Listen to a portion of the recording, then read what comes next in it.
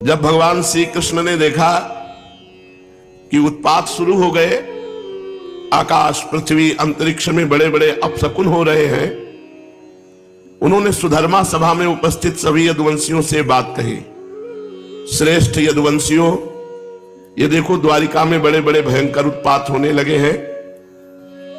ये साक्षात यमराज की ध्वजा के समान हमारे महान अनिष्ट के सूचक है।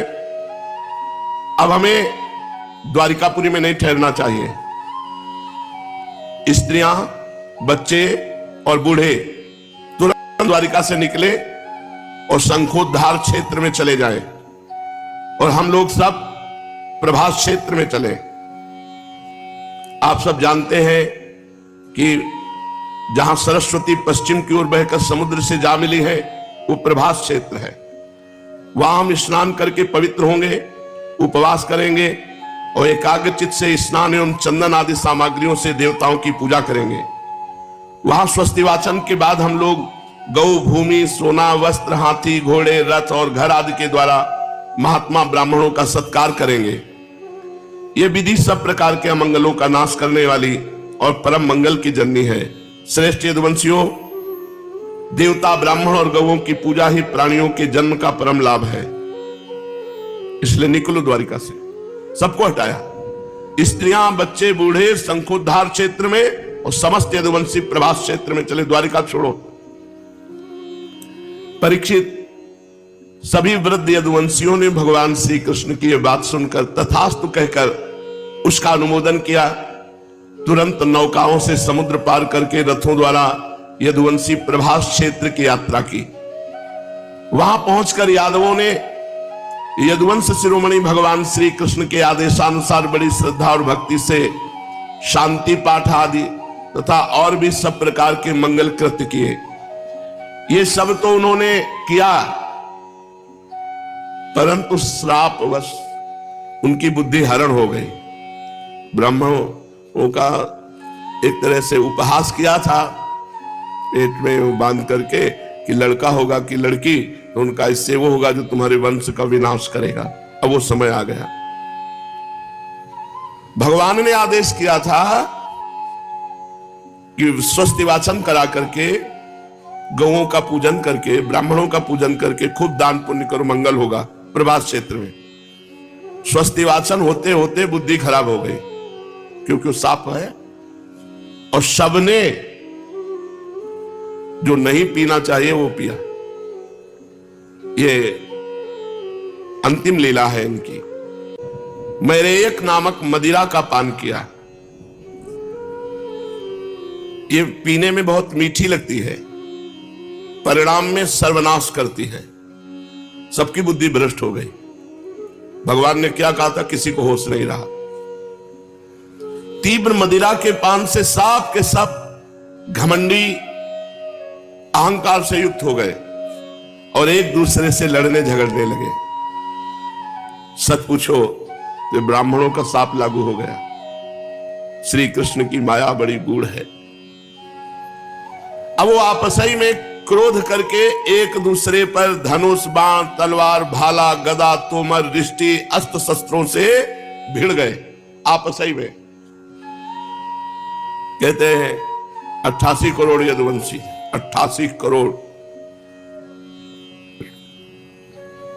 वैसे ही महाबलवान थे। अब तुम मेरे एक नामक मदिरा का पान किए थे तो बुद्धि भ्रष्ट थी। वो अपने ही पुत्र पौत्रों को काटने लगे। मतवाले यदुवंशी रथों, हाथियों, घोड़ों, गधों, ऊंटों, खच्चरों, बैलों, भैंसों और मनुष्यों पर भी सवार होकर एक दूसरे को बाणों से घायल करने लगे, मानो जंगली हाथी एक दूसरे पर दांतों से चोट कर रहे हों। सबकी सवारियों पर ध्वजाएं फहरा रही थी। पैदल सैनिक भी आपस में उलझ रहे थे। प्रद्युम्न सांब से युद्ध करने लगे, अक्रूर जी भोज से युद्ध करने लगे। ये घर के लोग हैं, घर के जन हैं। अनिरुद्ध जी सात्विकी से भिड़ गए। सुभद्र संग्रामजीत से, भगवान श्री कृष्ण के भाई गद उसी नाम के उनके पुत्र से, सुमित्र सुरथ से युद्ध करने लगे। ये सभी बड़े भयंकर योद्धा क्रोध में भरकर एक दूसरे का नाश करने पर तुल गए। इनके अतिरिक्त निषठ, उल्मुख, सहस्त्रजीत, सत्यजीत और भानु आदि यादव भी एक दूसरे से गुथ गए। भगवान श्री कृष्ण की माया ने तो इन्हें अत्यंत मोहित कर रखा था। ब्राह्मणों के साप ने बुद्धि भ्रष्ट कर दी, मदिरा के नशे ने और बुद्धि भ्रष्ट कर दी। दासार, वृष्णि, अंधक, भोज, सात्वत, मधु, अर्बुद, माथुर, सूरसेन, विसर्जन, कुकुर, कुंती भोज, ये सब आपस में लड़ लड़ करके एक दूसरे को मार डाला, काट डाला एक दूसरे को। मूढ़ता ऐसी छा गई कि पुत्र पिता को, पिता पुत्र को काट रहा है, भाई भाई को काट रहा है, भांजा मामा को, नाती नाना को, मित्र मित्र को, सुहृद सुहृद को, चाचा भतीजे को, एक घर के ही सब यदुवंशी एक दूसरे को काट काट करके गिराने लगे। अंत में जब उनके सब बाण समाप्त हो गए, धनुष टूट गए, शस्त्रास्त्र नष्ट भ्रष्ट हो गए, तब उन्होंने अपने हाथों से समुद्र तट पर वही एरका नाम की, ये वही एरका है जो घिस घिस करके फेंका गया था मूसल, जो उसी से तलवार की तरह प्रकट हुई। बस वो एरका नाम की घास उखाड़ते, उससे मारते तो ब्रह्म श्राप के कारण तत्काल सब कट जाते। ये लोहे के मूसल से चूरा जो था वही एरका नाम की घास, सबकी मृत्यु उसी से हुई। राजन, वो एरका नाम की घास हाथ में आते ही वज्र के समान कठोर और मुदगरों के रूप में परिणित हो गई। अब वे रोष में भरकर उसी घास के द्वारा अपने विपक्षियों पर प्रहार करने लगे। उन्होंने भगवान श्री कृष्ण और बलराम जी को भी अपना शत्रु समझ लिया। उन आताताइयों की बुद्धि ऐसी मूढ़ हो रही थी कि वो भगवान बलराम जी को भी मारने के लिए दौड़े। गुरुनंदन, भगवान श्री कृष्ण और बलराम जी युद्ध भूमि में इधर उधर विचरने लगे। अब तो एक दूसरे को मार मार करके सब नष्ट हो गए। जैसे बांसों की रगड़ से उत्पन्न दावानल बांसों को ही भस्म कर देता है, वैसे ब्रह्म साप से ग्रस्त और भगवान श्री कृष्ण की माया से मोहित यदुवंशियों के स्पर्धा मूलक क्रोध ने पूरे यदुवंशियों का विनाश कर दिया। एक भी नहीं बचा, एक भी नहीं बचा। भगवान श्री कृष्ण ने देखा कि ये महाभार पृथ्वी के थे यदुवंशी, अब यदुवंशियों का संहार हो चुका, तब उन्होंने संतोष की सांस ली। बलराम जी ने समुद्र तट पर बैठ करके एकाग्र चित्त होकर परमात्मा का चिंतन किया और अपने स्वरूप में लीन हो गए, शेष भगवान के रूप में। भगवान श्री कृष्ण ने देखा कि भैया बलराम जी तो अपने स्वरूप में लीन हो गए, तब एक पीपल के पेड़ के नीचे जाकर चुपचाप धरती पर बैठ गए भगवान श्री कृष्ण। सब यदुवंशी मारे गए, एक भी नहीं बचा। बलराम जी बच्चे थे, वो भी ध्यान करके अपने शेष भगवान के रूप में लीन हो गए। अब भगवान एक पीपल के वृक्ष के नीचे बैठे। भगवान श्री कृष्ण उस समय अपनी अंग कांति से देदीप्यमान चतुर्भुज रूप धारण कर रखा था और धूम से रहित अग्नि के समान दिशाओं को अंधकार रहित करके प्रकाशमान बना रहे थे। वर्षाकालीन मेघ के समान सांवले शरीर से तपे हुए सोने के समान ज्योति निकल रही थी। वक्षा स्थल पर श्रीवत्स का चिन्ह शोभायमान था। वे रेशमी पीतांबर की धोती और रेशमी दुपट्टा धारण किए हुए बड़े मंगलमय रूप में थे। मुख कमल पर सुंदर मुस्कान, कपोलों पर नीली नीली अलकें बड़ी ही सुहावनी लगती थी। कमल के समान सुंदर सुंदर एवं सुकुमार नेत्र, कानों में मकराकृत कुंडल झिलमिला रहे थे। कमर में करधनी, कंधे पर यज्ञोपवीत, माथे पर मुकुट, कलाइयों में कंगन, बाहों में बाजूबंद, वक्षा स्थल पर हार, चरणों में नूपुर, अंगुलियों में अंगूठियां और गले में कौस्तुभ मणि शोभायमान हो रही थी। घुटनों तक बनमाला लटकी हुई थी। शंख चक्र गदा आयुध मूर्तिमान होकर प्रभु की सेवा कर रहे थे। उस समय भगवान अपनी दाहिनी जांघ पर बायां चरण रखकर बैठे हुए थे। लाल लाल तलवा रक्त कमल के समान चमक रहा था। परीक्षित, जरा नामक एक बहेलिया मूसल से बचे हुए टुकड़े को मछली ली गई थी, मछली को पकड़ा और वो टुकड़ा निकाला, वो टुकड़ा बाण की नोक में लगाया और उसने दूर से भगवान के चरण तलवे पे बाण मारा। क्योंकि साफ था पूरे वंश का विनाश, तो देखो भगवान ने भी स्वीकार किया।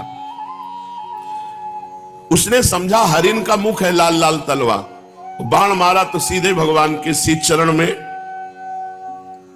बाण से बिंध गया। और जब वो पास आया तो देखा चतुर्भुज परम पुरुष भगवान श्री कृष्ण, उनके चरण में बाण घुस चुका था।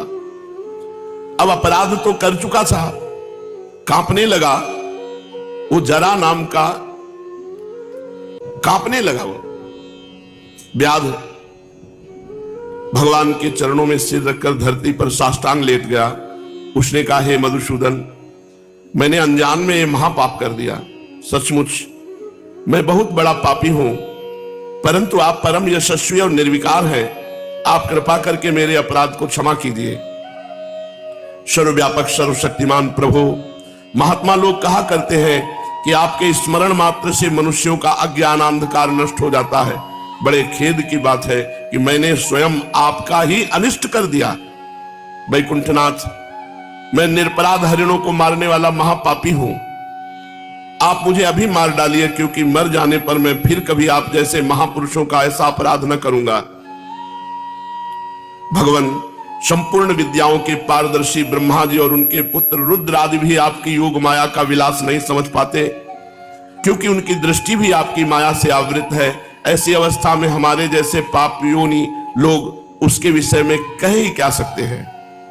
भगवान श्री कृष्ण ने कहा, हे जरे, तू डर मत, उठ उठ, ये तूने मेरे मन का काम किया है। जा, मेरी आज्ञा से ये विमान आया, तू बैठ और स्वर्ग में जा, जिसकी प्राप्ति बड़े बड़े पुण्यवानों को बड़ी कठिनता से होती है। अपने मारने वाले बाण जो चरणों में मारा, व्याध को भगवान ने सदैव विमान पर स्वर्ग में भेजा। श्री सुखदेव जी कहते हैं, परीक्षित, भगवान श्री कृष्ण तो अपनी इच्छा से शरीर धारण करते हैं।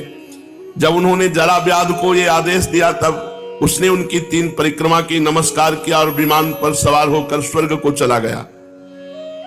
भगवान श्री कृष्ण का सारथी दारुक खोजता हुआ, पता लगाता हुआ भगवान के श्री अंग की गंध से वो अनुमान लगा लिया कि इधर भगवान है और भगवान के सामने आ गया। दारुक ने वहां जाकर देखा कि भगवान श्री कृष्ण पीपल के वृक्ष के नीचे आसन लगाए बैठे हैं। असह्य तेज वाले आयुध मूर्तिमान होकर भगवान की सेवा में संलग्न है। उन्हें देखकर दारुक के हृदय में प्रेम की बाढ़ आ गई। नेत्रों से आंसुओं की धारा बहने लगी। वो भगवान के रथ से कूदकर भगवान के चरणों में गिर पड़ा। भगवान का नित्य सारथी है। उसने भगवान से प्रार्थना की, प्रभु, रात्रि के समय चंद्रमा के अस्त हो जाने पर राह चलने वाले की जैसी दशा होती है, आपके चरण कमलों का दर्शन न पाकर मेरी भी वैसी ही दशा हो गई है। प्रभु, मेरी दृष्टि नष्ट हो गई है, चारों ओर अंधेरा छा गया है। अब न तो मुझे दिशाओं का ज्ञान है और न मेरे हृदय में शांति ही है। परीक्षित, अभी दारुक इस प्रकार कह ही रहा था कि भगवान का गरुड़ ध्वज रथ पताका और घोड़ों के सहित आकाश में उड़ गया। जो दारुक चलाते थे रथ, वो आकाश में अंतर ध्यान हो गया। उसके पीछे पीछे भगवान के जितने आयुध थे वो सब अंतर ध्यान हो गए। ये सब देखकर दारुक के आश्चर्य की सीमा न रही।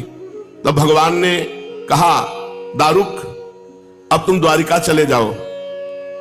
यदुवंशियों का संहार हो गया है। भैया बलराम जी अपने स्वरूप में स्थित हो गए हैं और मैं अपने परम धाम को जा रहा हूं, ये सूचना दे दो। उनसे कहना कि अब तुम लोगों को अपने परिवार वालों के साथ द्वारिका में नहीं रहना चाहिए, क्योंकि मेरे जाते ही द्वारिकापुरी को समुद्र डुबो देगा। सब लोग अपनी अपनी धन संपत्ति, कुटुंब और मेरे माता पिता को लेकर अर्जुन के संरक्षण में इंद्रप्रस्थ चले जाओ। देखो, जब भगवान की लीला में ये संवरण लीला है, विनाश लीला है, तो हमारे जीवन में क्यों नहीं होगी?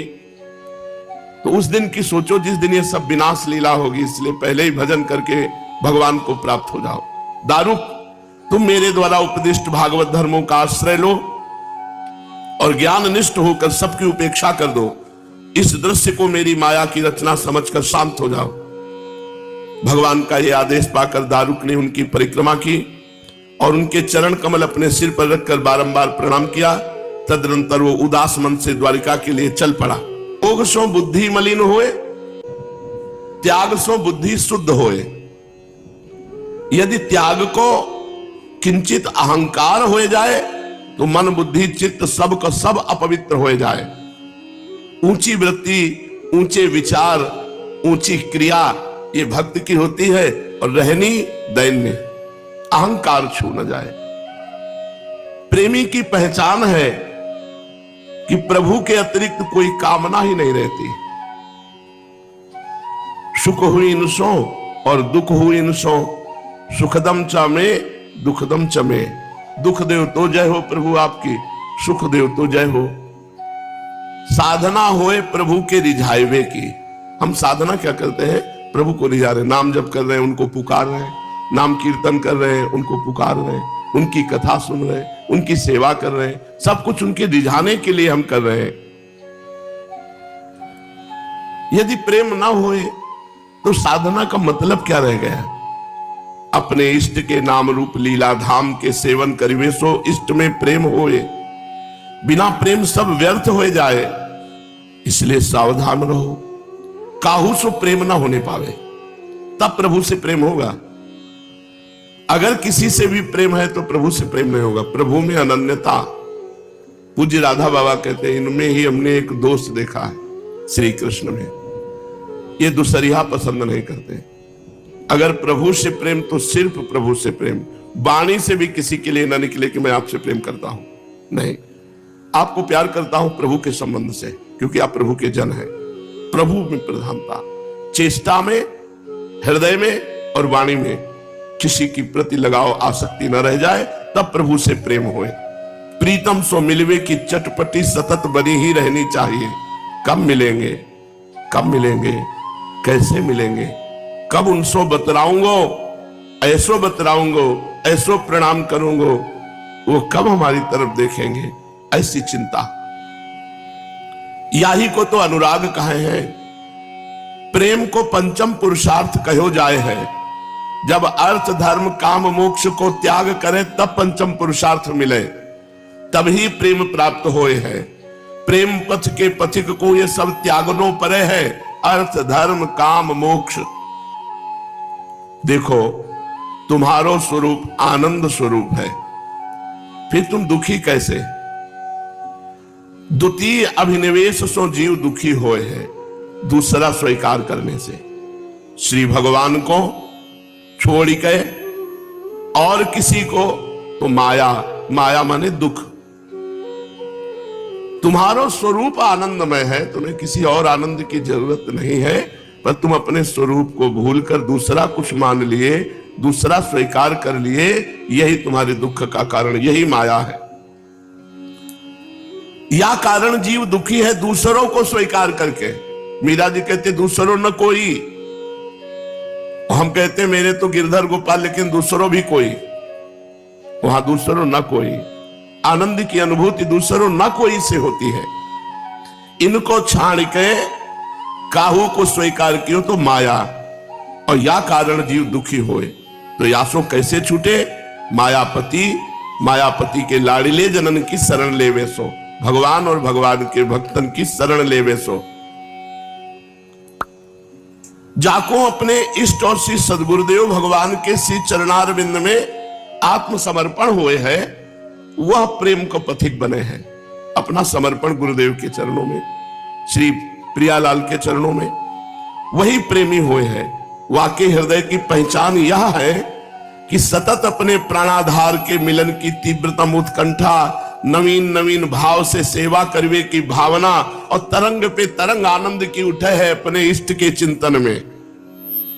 इष्ट में अनन्य ममता, श्री सद्गुरुदेव भगवान में दृढ़ समर्पण और सात्विक श्रद्धा, अविचल निष्ठा, ये सब प्रेम प्रदान कर दे है। साधन के आवेश में को मनमानी न कर बैठे, मनमानी भ्रष्ट कर दे है साधन से। बिल्कुल आज्ञा पे चले, गुरु आज्ञा पे चले। जैसा आदेश है, जैसी रहनी बताई गई, बिल्कुल वैसे ही चलो। कोई मनमानी आचरण मत करो, करोगे तो भ्रष्ट हो जाओगे। छोटा सा छेद घड़े का सारा जल बाहर कर देता है। छोटी सी गलती तुम्हारे हृदय के आनंद को ढक देगी। निष्ठा पूर्वक साधन को करते चलो और आश्रय कृपा को रखो। येहू नहीं करे कि कृपा का भरोसा करके बैठा है कायर बन करके, नहीं, कृपा के ऊपर छोड़ के साधना त्याग दियो, हो जाएगा, ऐसा कभी नहीं होता।